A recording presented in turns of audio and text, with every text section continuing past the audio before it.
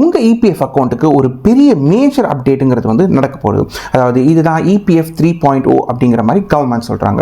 So இதை அடுத்தபடியாக என்ன சொல்கிறாங்க அப்படின்னு பார்த்தா a new era for provident fund அப்படிங்கிற மாதிரி, அதாவது கம்ப்ளீட்டாக இதை டிஜிட்டலைஸ் ஆக போகிறோம் அப்படிங்கிற, அதாவது இனிமேட்டு பேப்பர் ஒர்க்ஸ் கிடையாது அண்ட் உங்களோட கிளைம் செட்டில்மெண்ட் எல்லாமே ரொம்ப வேகமாக இருக்கும். அண்ட் அது மட்டும் இல்லாமல் ரொம்ப முக்கியமாக எல்லாமே லைவ் ட்ராக்கிங்கில் வந்து உங்களால் ரொம்ப ஈஸியாக நோட்டிஃபை ஆகிட்டே இருக்கும் அப்படிங்கிற மாதிரி பல அப்டேட்ஸ் வந்து இதுக்கு கொண்டு வந்திருக்காங்க. ஸோ இபிஎஃப் 3.0னா என்ன, அதில் என்னென்ன மாதிரி அப்டேட்ஸ் கவர்மெண்ட் எடுத்து வந்திருக்காங்க அப்படிங்கிறத பற்றி இன்னும் அவுட் டீட்டெயில்டாக இந்த வீடியோவில் நம்ம வந்து டீகோட் பண்ணி பார்க்க போகிறோம். ஸோ ஸ்ட்ரெயிட்டாக வீடியோக்குள்ள போயிடலாம். பை தி வே, எல்லாருக்கும் வணக்கம். நான் தான் Prakash. Welcome to track world.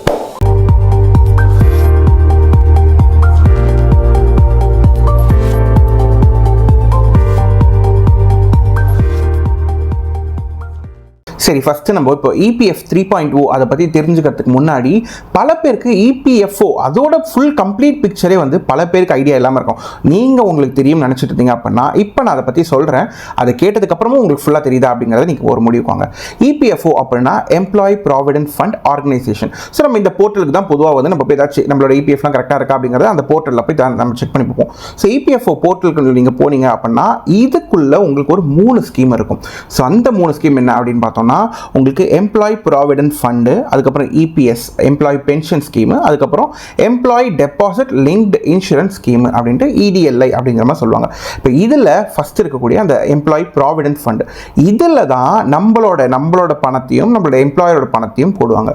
சிம்பிளாக உங்களுக்கு சொல்லணும் அப்படின்னா, நம்ம எல்லாருமே வந்து இப்போ ஒரு கம்பெனிக்கு போகிறோம், வேலைக்கு போகிறோம் அப்படின்னா நமக்கு ஒரு சேலரி பே ஸ்லிப் இருக்கும். அந்த பே ஸ்லிப்பில் பார்த்தீங்கன்னா உங்களுக்கு சேலரி ஸ்ட்ரக்சர் பண்ணியிருப்பாங்க. உங்களுக்கு வந்து இந்த பேசிக்கு இவ்வளோ பணம், அப்புறம் ஹெச்ஆர்ஏக்கு உங்களுக்கு இவ்வளோ பணம், அதுக்கப்புறம் அலவன்சஸ், அதுக்கப்புறம் நிறைய ஸ்பிளிட் அப் பண்ணிட்டு உங்களுக்கு வந்து இதுதான் உங்களோட சேலரி அப்படிங்கிற மாதிரி உங்களுக்கு பேக்கேஜ் அப்படிங்கிற மாதிரி உங்களுக்கு கொடுப்பாங்க. இதில் இந்த பேசிக் சேலரின்னு ஒன்று இருக்குல்ல, அந்த பேசிக் பேலேருந்து 12% அமௌண்ட்டை உங்களுக்கு பிஎஃபாக உங்களுக்கு பிடிச்சிடுவாங்க. அந்த பிஎஃப் பணத்தை தான் உங்களுக்கு அவங்க அந்த பிஎஃப் அக்கௌண்ட்டில் போடுவாங்க. ஸோ எம்ப்ளாயி, நம்ம தான் எம்ப்ளாயி, நம்மளோட அந்த 12% வந்து இந்த பிஎஃப் அக்கௌண்ட்டுக்கு போகும். எம்ப்ளாயி ப்ராவிடென்ட் ஃபண்ட் இந்த அக்கௌண்ட்டில் போய் இது ஒரு பேஸ்கெட் மாதிரி இந்த 12% பணம் போகும். ஃபார் எக்ஸாம்பிள் 10,000 உங்களுக்கு அந்த பேசிக் பே அப்படின்னா அதில் 1,200 உங்களுக்கு டெட் உங்களுக்கு பிடிச்சி அந்த பணத்தை இந்த பேஸ்கெட்டில் போட்டுருவாங்க, இந்த பிஎஃப் அக்கௌண்ட்டில்.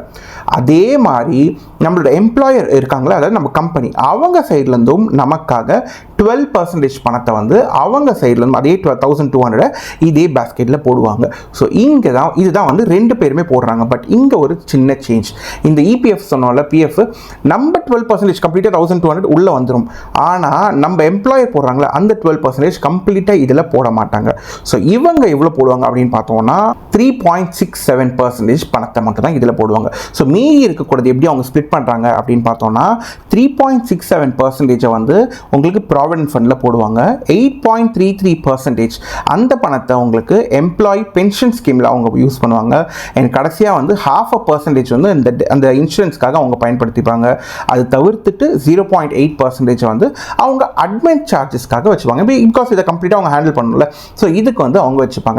இப்போ இந்த பிஎஃப் அக்கௌண்ட்டில் இருக்கக்கூடிய பணத்தை வந்து உங்களோட இந்த போர்ட்டலில் போயிட்டு உங்களால் பார்க்க முடியும் எவ்வளோ பணம் நமக்கு இருக்குது அப்படிங்கிறது பார்க்க முடியும். அண்ட் அந்த காசுக்கு வந்து கவர்மெண்ட் சைட்லேருந்து இப்போ தற்போதைக்கு வந்து 8.25% 8.25% இல்லை 8.2% வரைக்குமே கூட நமக்கு இன்ட்ரெஸ்ட்டாக காம்பவுண்டிங்கில் அவங்க கொடுத்துருவாங்க. ஸோ இந்த பணம் நம்ம கிட்ட எப்பவுமே இருக்கும். அண்ட் உங்களால் வந்து இந்த பணத்தை எப்போ வேணாலும் எடுத்துக்கணும். யூஸ்வலாக ரிட்டைர்மெண்ட்டுக்கு அப்புறம் தான் இதை எடுக்க முடியும். சில உங்களால் தவிர்க்க முடியாத சிச்சுவேஷனுக்கு நீங்கள் அப்ளை பண்ணிங்கன்னா இந்த பிஎஃப் பணத்தை வந்து உங்களால் உங்கள் அக்கௌண்ட்லேருந்து எடுத்துக்க முடியும்.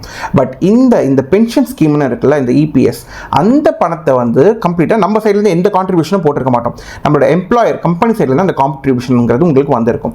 அந்த பணத்தை வந்து உங்களால் எடுக்க முடியாது. ஸோ இந்த பணம் கம்ப்ளீட்டாக ரெஸ்ட்ரிக்டட். இது உங்களோட 58 வயசுக்கு மேலே உங்களோட ரிட்டைர்மெண்ட் டைமில் இந்த பணத்தை நீங்கள் உங்களுக்கு வந்து மாதம் பென்ஷன் மாதிரி அவங்க வந்து கொடுக்க ஆரம்பிப்பாங்க. அது வரைக்கும் உங்களால் இதை எடுக்க முடியாது.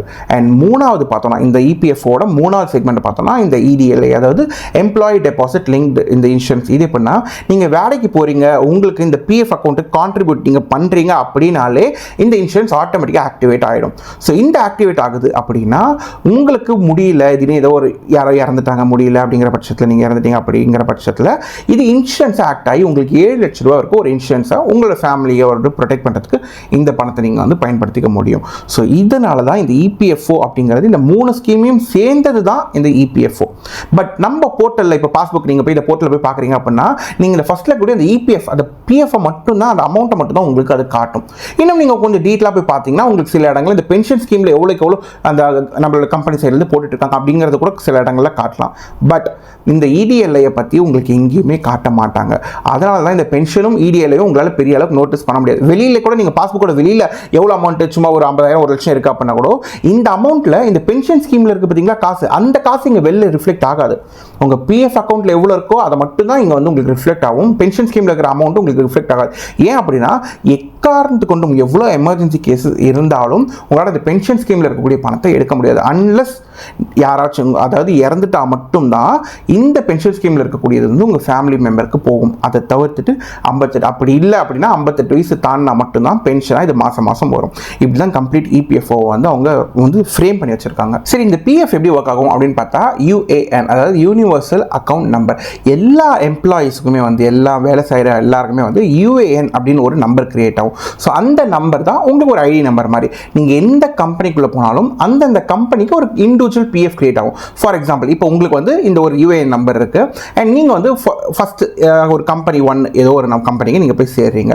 அப்போ உங்களுக்கு ஒரு பிஎஃப் கிரியேட் ஆகும். அந்த பிஎஃப் இந்த யூஏஎனோட லிங்க் ஆகிருக்கும். ஸோ இதில் வந்து இந்த உங்களுக்கு வந்து நீங்கள் சேர்க்கக்கூடிய அந்த பிஎஃப் அமௌண்ட் எல்லாமே அதில் வந்து அக்யூமுலேட் ஆகிட்டே இருக்கும். அண்ட் கொஞ்ச நாள் ஒரு 2-3 வருஷம் கழிச்சு நீங்கள் அடுத்து 2வது கம்பெனிக்கு போகிறீங்க அப்படின்னா அங்கே போனதுக்கப்புறம் அங்கே 2வது ஒரு பிஎஃப் அக்கௌண்ட்டை வந்து கிரியேட் பண்ணுவாங்க. அந்த பிஎஃப் அக்கௌண்ட்டை உங்களுக்கு யூஏஎனோட கனெக்ட் ஆகிருக்கும். இப்படி 3வது 4வது நீங்கள் எந்த கம்பெனிக்கு போனாலும் இப்படி பிஎஃப் அக்கௌண்ட் கிரியேட் ஆகிட்டே இருக்கும். இப்படி கிரியேட் ஆகிறது எல்லாமே இந்த யூஏஎனோட கிரியேட் ஆகிருக்கும், இந்த யூஏஎன் ஐடியில் கிரியேட் ஆகிருக்கும். ஸோ நீங்கள் இபிஎஃப்ஓ போர்ட்டல் போகிறீங்க அப்படின்னா இந்த யூஏஎன் தான் உங்களோட யூசர் நேம் மாதிரி கொடுத்து பாஸ்வேர்ட் கொடுத்து உள்ள அந்த போர்ட்டல் கூட போயிட்டு உங்களோட பேலன்ஸ் எவ்வளோ இருக்குது என்ன இதுங்கிறதெல்லாம் நீங்கள் செக் பண்ணுறது அப்படிங்கிறது எல்லாத்தையுமே நீங்கள் பார்த்துக்க முடியும். இப்போ 2 ஆப்ஷனாக கவர்மெண்ட் கொடுத்துருக்காங்க. ஒன்று நீங்கள் இபிஎஃப் அந்த போர்ட்டல்லையும் போய் பார்க்கலாம். இது ஆல்ரெடி நம்ம முன்னாடி ட்ரெடிஷனாக முன்னாடிலேருந்து பண்ணிட்டு இருக்கிற ஒரு விஷயங்கள் தான். பட் இப்போ வந்து அந்த உமாங் அப்படிங்கிற மாதிரி ஒரு ஆப் இருக்குது. அந்த ஆப்லேயும் நீங்கள் போய் பார்த்துக்கலாம் அப்படிங்கிற மாதிரி கவர்மெண்ட் ஒரு அப்ளிகேஷனும் கிரியேட் பண்ணி கொடுத்துருக்காங்க. ஸோ தெரியாதவங்க அந்த அப்ளிகேஷன் மூலமாக கூட உங்களோட பிஎஃப் அக்கௌண்ட்ஸை நீங்கள் பார்த்துக்கலாம். ஸோ இப்போ உங்களுக்கு ஒரு கம்ப்ளீட் பிக்சர் கிடச்சிருக்கும். இபிஎஃப்ஓனா என்ன, அதில் அந்த 3 ஸ்கீம்னா என்ன ஏதுங்கிறது கம்ப்ளீட்டாக உங்களுக்கு ஒரு ஐடியா கிடச்சிருக்கும். இப்போ நம்ம இபிஎஃப்ஓ 3.0 அப்படின்னா என்ன, அதோட ரொம்ப கீ ஃபீச்சர்ஸ், கவர்மெண்ட் என்னென்ன விஷயங்களை ரொம்ப முக்கியத்துவம் படுத்தி பேசிட்டு இருக்காங்க பண்ண போகிறாங்க அப்படிங்கிறத பற்றி இப்போ நெக்ஸ்ட் நம்ம ஃபர்தராக பார்ப்போம். ஸோ ஃபர்ஸ்ட் விஷயம் என்ன அப்படின்னு பார்த்தோம்னா, முக்கியமாக அவங்க சொல்கிறது என்னென்னா, இனிமேட்டு இபிஎஃப்ஓ 3.0 எல்லாமே வந்து உங்களுக்கு ஏஐ ட்ரிவனாக இருக்க பொழுது, கம்ப்ளீட்டாக பேப்பர்லெஸ்ஸாக இருக்க போது, உங்களுக்கு வந்து எல்லாமே ரொம்ப ஈஸி வேகமாக நடக்க பொழுது அப்படிங்கிற மாதிரி சொல்கிறாங்க. ஸோ அதுக்கு அவங்க சொல்லக்கூடிய முதல் கீ ஃபீச்சர்ஸ் என்ன அப்படின்னு நம்ம பார்த்தோம்னா, கிளைம் போடுறீங்களா அந்த கிளைம் செட்டில்மெண்ட் எல்லாமே வந்து ஏஐ அண்ட் டேட்டா ட்ரிவனாக இருக்க பொழுது. ஸோ முன்னாடி வந்து ஒரு 20-25 நாள் ஆகுது உங்களுக்கு கிளைம் செட்டில்மெண்ட்லாம் ஆகுது அப்படின்னா இனிமேட்டு வெறும் ஒரு 3-5 நாளுக்குள்ளே உங்களுக்கு எல்லா பணமும் உங்களுக்கு வந்து சேரும் அப்படிங்கிற மாதிரி சொல்கிறாங்க. 2வது பார்த்தோம் அப்படின்னா யூஏஎன் இன்டெகிரேஷன், அதாவது உங்களோட யூஏஎனோட உங்களோட ஐடியோட கம்ப்ளீட்டாக உங்கள் ஆதார் கார்டு, பேன் கார்டு, உங்களோட ஃபோன் நம்பர்னு சொல்லிட்டு முன்னாடி ஃபோன் நம்பர் இருக்கும், எல்லாத்தையுமே வந்து கம்ப்ளீட்டாக இன்டெகிரேட் பண்ணிட்டாங்க. பண்ணும்பொழுது ஸோ முன்னாடி ஒரு கம்பெனிலேருந்து இன்னொரு கம்பெனி நீங்கள் மாற போகிறீங்க அப்படின்னா அந்த கம்பெனி பிஎஃப் அக்கௌண்ட்டில் இருந்து அந்த பணத்தை எடுத்து இன்னொரு ஒரு பிஎஃப் அக்கௌண்ட்டுக்கு அவங்க ட்ரான்ஸ்ஃபர் பண்ணுவாங்க. மேனுவல் ட்ரான்ஸ்ஃபருங்கிறது நடக்கும். பட் இனிமேட்டு எல்லாமே ஆட்டோமேட்டிக்காகவே நடக்கும் அப்படின்னு சொல்கிறாங்க. 3வது பார்த்தோம் அப்படின்னா எம்ப்ளாயரோட டேஷ்போர்ட் அப்கிரேட், அதாவது நம்ம எம்ப்ளாயி சைட்லேருந்து 12% பணத்தை எடுத்து நம்ம பிஎஃப் அக்கௌண்ட்டில் போட்டுறாங்க. அது நமக்கு டிடெக்ட்லேயே தெரியுது. பட் அந்த எம்ப்ளாயர் வந்து அவங்க போட வேண்டிய பணத்தையும் கரெக்டாக நேரத்துக்கு போடுறாங்களா, இல்லை நம்ம இருந்து பிடிச்ச பணத்தை கரெக்டாக அந்த பிஎஃப் அக்கௌண்ட்டுக்கு போடுறாங்களா அப்படிங்கிறது எல்லாத்தையுமே வந்து உங்களால் இனிமேட் லைவாக பார்க்க முடியும். ஸோ அதெல்லாம் கரெக்டாக டைமுக்கு போய் சேருதா அப்படிங்கிறது எல்லாத்தையுமே உங்களால் ட்ராக் பண்ண முடியும் அப்படிங்கிற மாதிரியும் சொல்கிறாங்க. ஸ்மார்ட் நோட்டிஃபிகேஷன் அண்ட் ட்ராக்கிங், அதாவது உங்களுக்கு வரக்கூடிய எல்லா நோட்டிஃபிகேஷன்ஸும் இனிமேட் லைவாகவே இருக்கும். உங்களுக்கு புஷ் நோட்டிஃபிகேஷனாவோ இல்லாட்டி இமெயில் மெசேஜுங்கிற மாதிரி எல்லாத்துலேயுமே உங்களுக்கு வந்து அந்த அப்டேட்ஸுங்கிறது வந்துகிட்டே இருக்கும். இன்னும் நீங்கள் கையில் அந்த ஆப் வச்சுருப்பீங்களா, அந்த உமாங் அந்த ஆப் மூலமாகவும் போயிட்டு உங்களால் உங்களுக்கு அந்த அலர்ட்ஸுங்கிறத பார்த்துக்க முடியும். கரெக்ட் காசு வந்துருச்சா, இல்லை ஏதாச்சும் வெளில போதா, இல்லை ஒரு பிஎஃப் அக்கௌண்ட்லேருந்து இன்னும் பிஎஃப் அக்கௌண்ட்டுக்கு மாறுதா, இந்த மாதிரி எல்லாமே எம்ப்ளாயர் பணம் போட்டாங்களா, இந்த மாதிரி பல டீட்டெயில்ஸ் எல்லாத்தையுமே உங்களால் லைவ் ட்ராக்கிங்கிறது பண்ண முடியும். அண்ட் இது மட்டும் இல்லாமல் இப்போ நீங்கள் பார்த்தீங்கன்னா இப்போ அன்எம்ப்ளாய்மெண்ட்டாக திடீர்னு உங்களுக்கு வேலை போயிடுச்சு, வேலை இல்லாமல் நீங்கள் இருக்கீங்க அப்படின்னா முன்னாடி வந்து 1 மாதம் வேலை போன 1 மாதத்தில் உங்களால் 75% உங்களால் பணத்தை எடுக்க முடியும். அண்ட் மீதி பணத்தை வந்து உங்களுக்கு அடுத்த 2 மாதம் கழிச்சு எடுக்கலாம். பட் இப்போ புதுசாக இருக்கக்கூடியது என்னென்னா, நீங்கள் 75% பணத்தை இமீடியட்டாகவே உங்களால் விட்ரா பண்ண முடியும். பட் மீதி இருக்கக்கூடிய பணத்தை 1 வருஷம், அதாவது 12 மாதம் கழிச்சு தான் உங்களால் எடுக்க முடியும். அண்ட் அதை தவிர்த்து வந்து உங்களுக்கு பென்ஷன் கார்பஸ் விட்ரா பார்த்தீங்கன்னா உங்களுக்கு 2 மாதம் கழிச்சு நீங்கள் எடுக்கலாம். பட் இப்போ புதுசாக இருக்கக்கூடியதில் வந்து 3 வருஷம் 36 மாதம் கழிச்சு தான் இருக்க முடியும். அதை தவிர்த்துட்டு உங்களுக்கு மேரேஜ் ஆயிடுச்சு, இப்போ அப்புறம் குழந்தைங்க உங்களோட சிப்ளிங்ஸ் இதுக்காகவோ இல்லை சில்ட்ரன் எஜுகேஷன் இந்த மாதிரி விஷயங்களுக்கு உங்களால் 50% வந்து முன்னாடி எடுக்க முடியும். பட் இனிமேல் 75% அது இன்க்ரீஸ் பண்ணியிருக்காங்க.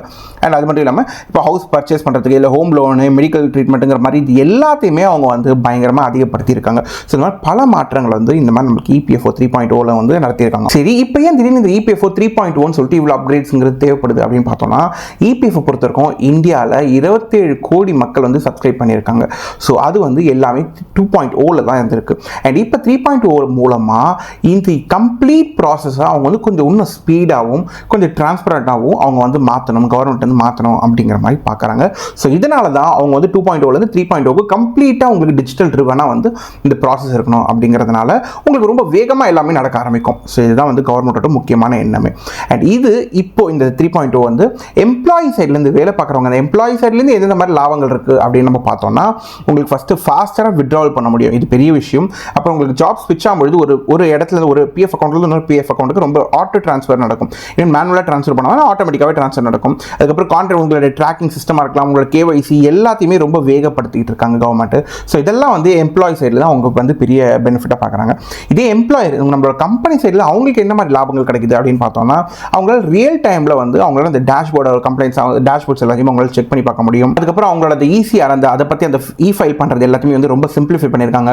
அப்புறம் ஏஐயோட அந்த API இன்டெகிரேஷன் பண்ணி வச்சிருக்காங்க. அந்த பேரோல்ஸ் எந்த எம்ப்ளாயிஸ் அவங்களுக்குலாம் வந்து இன்டெகிரேட் பண்ணுற விஷயங்கள், இந்த மாதிரி பல டிஜிட்டல் விஷயங்களை பற்றி வந்து கவர்மெண்ட் வந்து எம்ப்ளாயி சைடில் அண்ட் எம்ப்ளாயர் சைடு ரெண்டு பேருக்குமே உதவிகரமாக இருக்கக்கூடிய மாதிரி அவங்க அப்கிரேட்ஸ்ங்கிறத எடுத்துகிட்டு வந்துட்டு இருக்காங்க. சரி, இப்போ நம்ம ஃபைனலாக 3.0ல நம்ம என்ன எதிர்பார்க்கலாம் அப்படின்னு பார்த்தா, இது இப்போ வந்து டிரான்சிஷன் ஃபேஸில் இருக்குது. ஸோ இப்போ 2026ல் இது கம்ப்ளீட்டாக டிரான்சிஷன் முடிஞ்சிருக்கும். அண்ட் இவங்க சொன்ன எல்லா அப்டேட்ஸுமே வந்து நமக்கு நடந்திருக்கும் அப்படிங்கிறத வந்து நம்ம எதிர்பார்க்க முடியும். ஸோ இப்போது உங்களுக்கு ஒரு கொஷின், நீங்கள் இந்த 3.0 பற்றி நீங்கள் என்ன நினைக்கிறீங்க? நீங்கள் ஏதாச்சும் PF வந்து வித்ட்ராவல் பண்ணும்போது ஏதாச்சும் ஒரு சில இஷ்யூஸ்லாம் ஃபேஸ் பண்ணியிருக்கீங்களா? அண்ட் 3.0ல என்னென்ன சேஞ்சஸ் நடந்தால் உங்களுக்கு அது பயனுள்ளதாக இருக்கும் அப்படிங்கிற மாதிரி விஷயங்கள்லாம் வந்து கீழே கமெண்ட்ஸில் சொல்லுங்கள். ஸோ இந்த வீடியோ உங்களுக்கு வந்து ரொம்பவே பயனுள்ளதாக இருக்கும், ரொம்ப ஹெல்ப்ஃபுல்லாகவோ இல்லை புதுசாகவோ இருந்துச்சு, புது விஷயத்தை நீங்கள் கற்றுக்கிட்டீங்க அப்படின்னு நினச்சிங்கன்னா வீடியோக்கு உடனே லைக் பண்ணிவிடுங்க. அண்ட் பக்கத்தில் சப்ஸ்கிரைப் பண்ணிவிட்டு பெல் ஐக்கானையும் கிளிக் பண்ணுறங்க. ஸோ தட் நம்ம அடுத்தடுத்து போடக்கூடிய ஃபினான்ஷியல் விஷயம் எல்லாமே, ஃபினான்ஷியல் இன்ஃபர்மேஷன்ஸ் வீடியோஸ் எல்லாமே உங்களை வந்து அது சேரும். இந்த வீடியோ உங்களோட ஃப்ரெண்ட்ஸ் அண்ட் ஃபேமிலிக்கும் ரொம்ப ஹெல்ப்ஃபுல்லாக இருக்கும் அப்படின்னு நீங்கள் நம்புனீங்கன்னா இந்த வீடியோ வந்து அவங்களுக்கும் வந்து ஷேர் பண்ணிவிடுங்க.